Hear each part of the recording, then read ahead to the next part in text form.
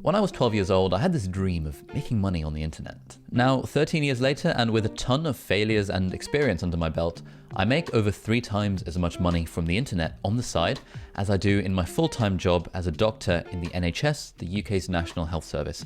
This is the video I wish I would have had when I first got started. Hey friends, welcome back to the channel. If you're new here, my name is Ali, and on this channel we explore the various principles, strategies and tools that help us live happier, more productive lives. And we're talking about money in this video because firstly, more people should do it, and secondly, because money is such a massive source of stress in most of our lives. We often feel like we don't have enough of it, and most of us trade more than 80,000 hours of our lives, a huge chunk of our short time on this earth, to go to work so we can make money, which we need to live. Being able to make money online outside of our day jobs is pretty cool. It means that if we're lucky enough to be doing a job that we love, then happy days, we've got some spare cash to go on holiday with. But if maybe we're not entirely happy with working 40 to 80 hours a week, then we've got the option of going part-time or taking a job that pays less but that we enjoy more, or even to stop working altogether if that's what we want. Now, obviously, this isn't an overnight thing. It takes a lot of time and effort and luck to get to the point where we can quit our jobs and stick it to the man. But to be honest, I don't think anyone watching this would say no to having an extra few $100s a month kicking around. And the process of getting there isn't as mysterious as it can sometimes feel. So let's break it down. Basically, there's only 3 legit ways of making money online. But before we go there, we need to talk about what money actually is. There's a poem from the early 1900s that goes as follows. Money is a matter of functions for a medium, a measure, a standard, a store. And so putting this all together, at its core, money is just a medium for exchanging value. We all use money to buy things that we find valuable. And so if we want to make money or make money online, we need to be providing some kind of value that someone else is willing to pay for. So there's basically 3 forms of value that people will pay for over the internet, and these are our 3 levels of making money online. And that is level 1, services, level 2, products, and level 3, attention. I've been doing variants of all 3 over the last 13 years. I started off selling services as a web and graphic designer. I then moved towards selling products, so products for med school applicants and online question banks. And now it's mostly through the attention that I've got on platforms like YouTube that I can leverage to superpower the sale of services and products. And those are sort of the 3 levels of making money online. Level 1, make money online by selling your services. This one's probably the easiest way of making money online. It's the one I'd recommend to everyone to begin with, and it was how I got my start. There's only 2 things we need to do. Firstly, we need to develop a skill that people are willing to pay for. And secondly, we need to find people who are willing to pay for that skill. Step 1, develop a skill that others are willing to pay for. If you're thinking that I don't have any valuable skills, that's okay. You've got the internet and you can learn. When I was 12, I decided I wanted to be super cool and therefore learn how to code. Through using Google and finding a ton of free resources online, I taught myself HTML and CSS, which are the basic kind of markup languages of websites. And then, because I wanted to make a video game for my nerd friends, I decided to teach myself PHP, which is a server-side programming language. And I did that in 2006.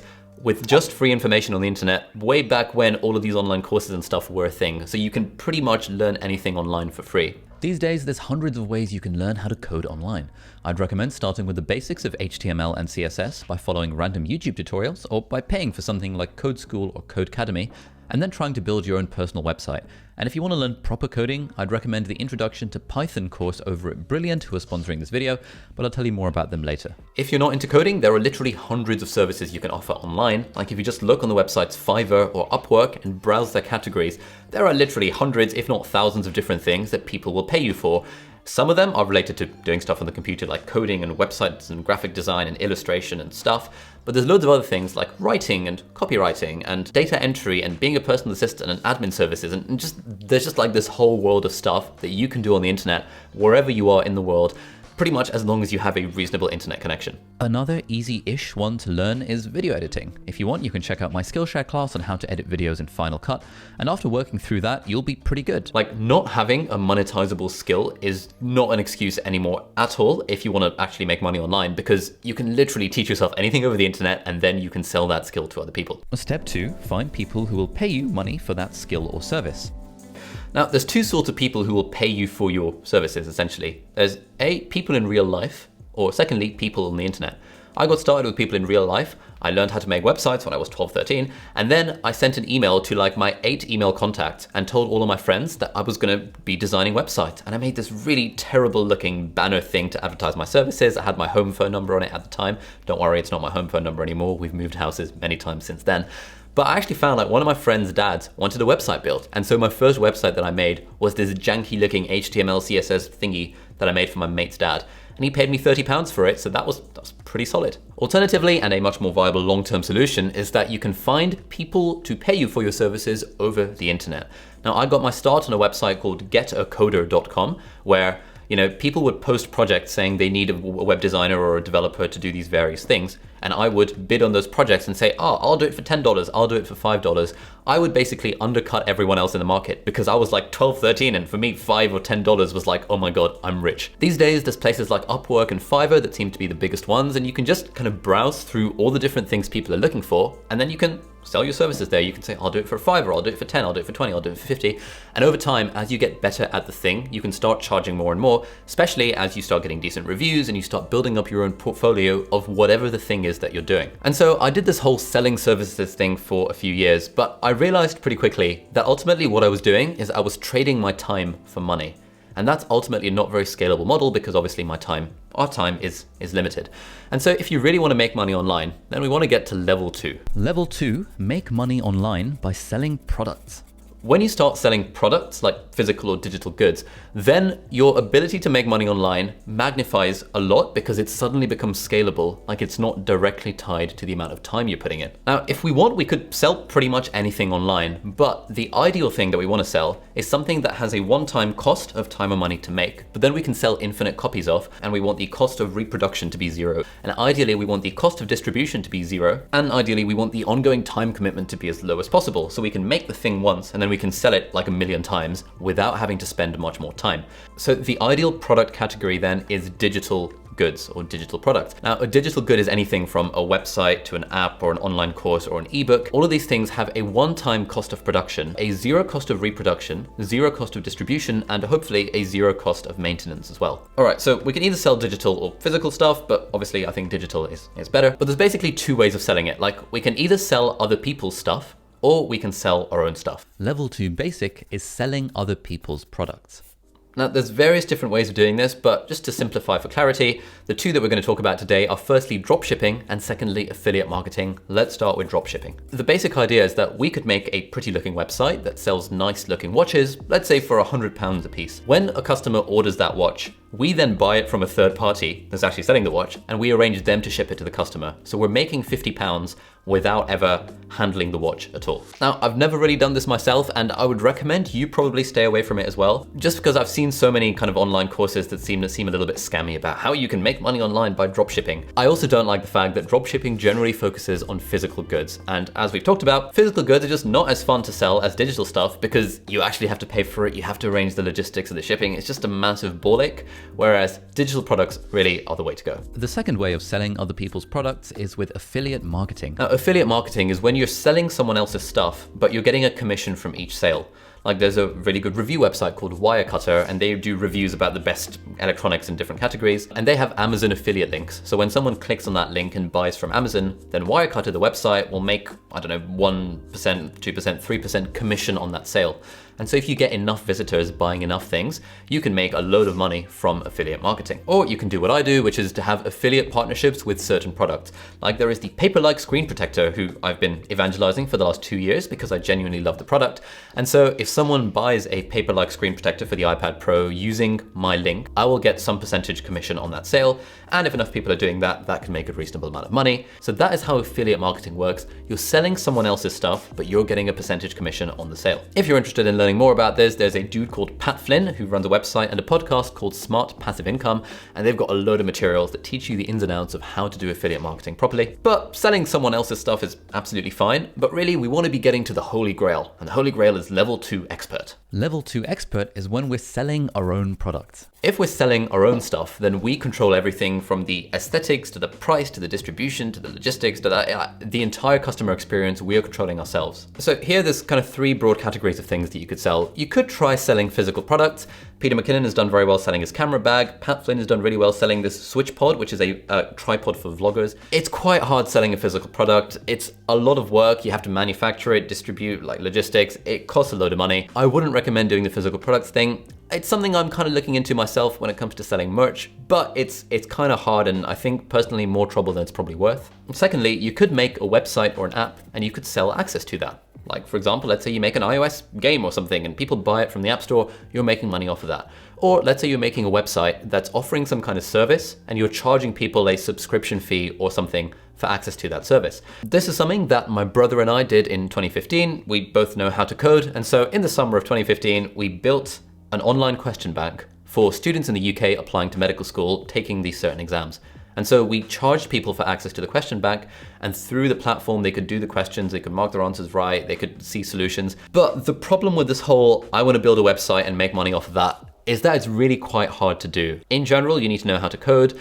Usually you want to find some co-founders, you can go down the startup route. There's kind of so much stuff out there for essentially building an app that makes money. But if you're a complete beginner to making money online, the very first thing you should do probably shouldn't be to try and get rich off making an app. It's really very hard, and it's kind of a more advanced way of doing things. Point number 3 is, I think, a much easier way that anyone can make money online, and that is by selling info products. So by info products, I mean things like ebooks or digital downloads or online courses. Because if you can teach something and you can teach it in a compelling and interesting way online, increasingly it's becoming easier and easier to find people who are willing to pay you for that online education. You know, more and more people are turning to online education, so if you can teach something well, you can make money off of that. So with me, for example, I've got a series of online courses aimed at medical school applicants that teach them how to do well in these exams and med school interviews. So that makes some money every week, every month by selling online without me having to put any more effort in. I've also got online courses over on Skillshare, like a course on how to edit videos and a class on how to study for your exams. And again, those generate passive income, i.e. I've put the effort into creating the course once, and then it's just selling itself repeatedly without me having to do much else. And to be honest, it's reasonably straightforward to develop the sort of expertise that then means you can teach the thing. And I think a lot of us really struggle with this because we think, oh, I'm not an expert, therefore I can't teach online. But you can, because if you're a beginner, you can teach other beginners. Right now, if you're thinking I want to make money online, you could very easily sign up to a free trial of Skillshare, and then you could watch my course on how to edit videos in Final Cut Pro, and then you could make your own course for complete beginners on how to edit videos in Final Cut Pro. Like it's so easy. You could literally learn anything online, and then you can make an online class teaching that thing to other people. And if you want, you can sell it through your own website, or if you want, you can sell it through Udemy, Coursera, Skillshare. There's all sorts of different platforms that you can sell your expertise on. And as long as it's good, obviously it has to be good because, you know, we make money online by providing value. If it's valuable, then people will buy it and you'll just kind of make money. And it's a pretty kind of magical system, really. But as you might be thinking, you know, we can make all of the digital products that we want, the physical products, the online courses, whatever. The problem is we still need to find people who are willing to part with their hard-earned cash to buy the thing that we're trying to sell them. So how do we do that? And that's where level 3 comes in. Level 3 is when we supercharge our money-making powers with attention. Now, there are ways that you can get your product in front of people, whatever it is. You could try running Facebook or Instagram ads. You can go around knocking on doors in your neighborhood. You can send cold emails to mailing lists, whatever you want. But really, the easiest way of selling anything online is by using attention. And that's the attention of people who know, like, and trust you. And by far, the easiest way of getting people to know, like, and trust you is by providing valuable content on the internet completely free of charge. For example, if you wanted to right now, you could start a blog about productivity tips. And every week you could write 1 or 2 blog posts sharing your favorite productivity tips from books, from academic papers, from articles, from podcasts, from your own life. And over time, if you do this consistently and provide value, because again, this is an exchange of value. We all care about value. There's no snake oil that you can sell here. There is no shortcut to making money online. You're providing value for free across the internet over a long period of time. And then in 3 years' time, you build up a mailing list of 20,000 people. And now when you want to run your own productivity course, you've got this mailing list of 20,000 people who know, like, and trust you from the value that you've given them for free over an extended period of time. And now they're far more likely to buy your thing.